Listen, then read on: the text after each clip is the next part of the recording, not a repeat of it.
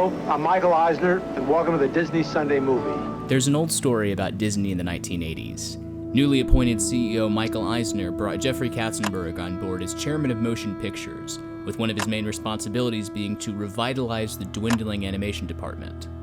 Katzenberg called for a screening of the studio's latest film, The Black Cauldron, and wound up disturbed at the film's dark tone and deemed it unsuitable for release. When the screening ended, he proclaimed, "This has to be edited." But the film's producers just stared at him. "There's nothing to edit," they said. "There's no excess footage. You can't just take scenes out and put new ones in.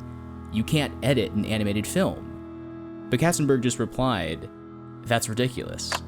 You can edit anything." And of course, he's right.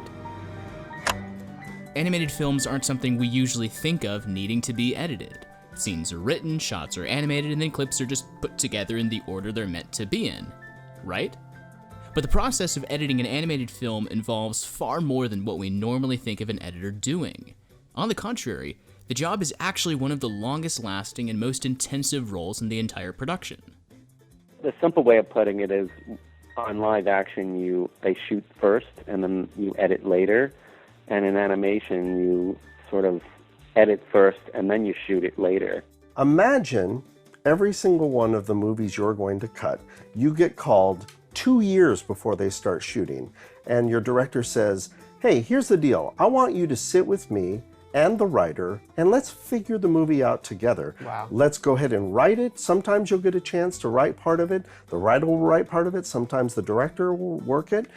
And we spend 2 years figuring out the story. And then once we've gotten the story figured out, then we spend the last year of usually a 3-year process actually shooting the movie, which is animating the movie." Because unlike in live action, editorial isn't a separate department from the main production. It's one of the key roles in shaping the film being made. What does an editor do in editor's animation? very, very involved, like much more than an editor is actually involved in live action, because they're brought on much earlier and they're actually a part of the writing process of the film. They're just kind of like a key component in the early development of the film in a way that you're not in live action. And that has everything to do with the way animated films are developed.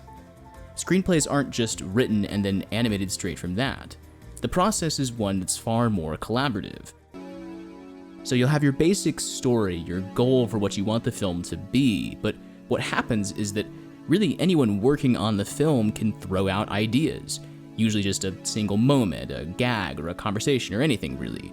And then the animators will turn those ideas into storyboards. And when you get enough storyboards, you can put together a rough draft of what the film could look like.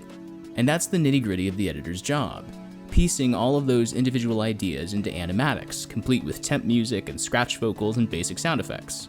And when it all comes together, it gives you a basic sense of what the film will be like, and we call this a story reel. Now, our first attempt usually doesn't quite work.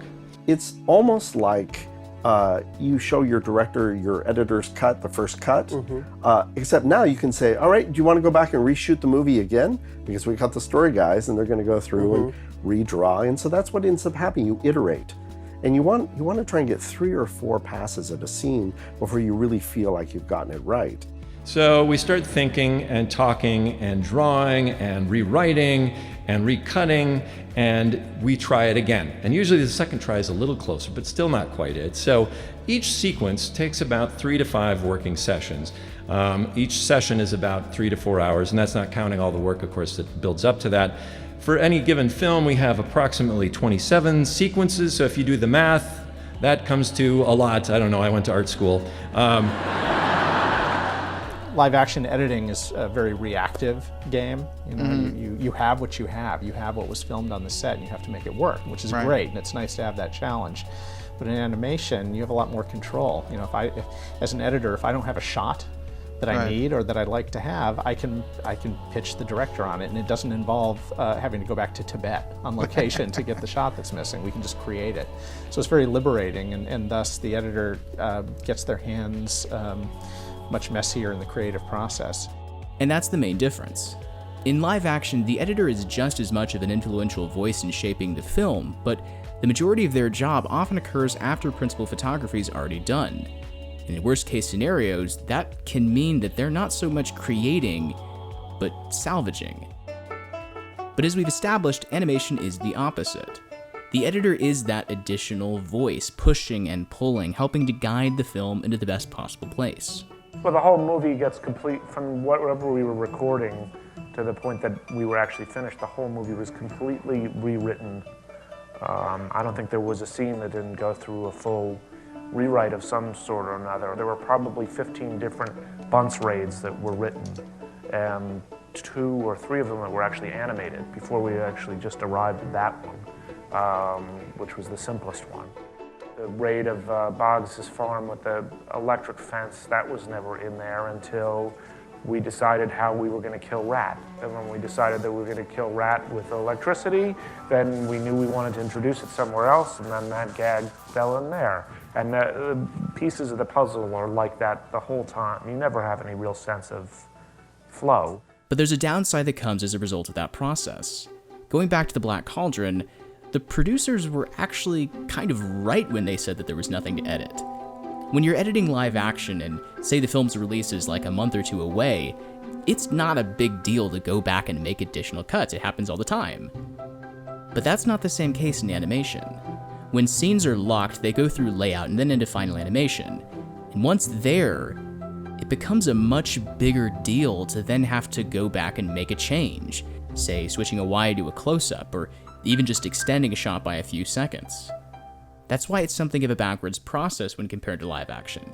There, you can just throw caution to the wind and just start experimenting and playing around towards the end of your edit.